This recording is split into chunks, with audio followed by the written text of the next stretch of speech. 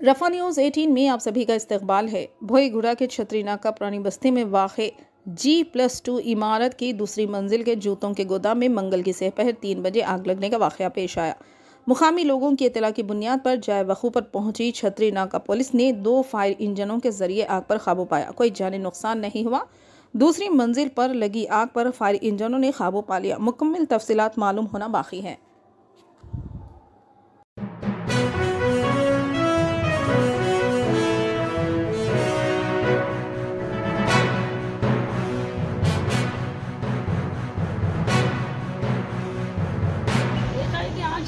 ऊपर भागे तक क्या वो आँच काबू ना तो बच्चों को लेके नीचे गए, सिलेंडर का फाड़ कर दिया। जब हमारे आदमी को थोड़ा पूरा जला, मेरे को ये सब पकड़ों से मारा लगे हाथ से। क्या था मस्त? खाली चप्पल जूते थे, माल था हमारा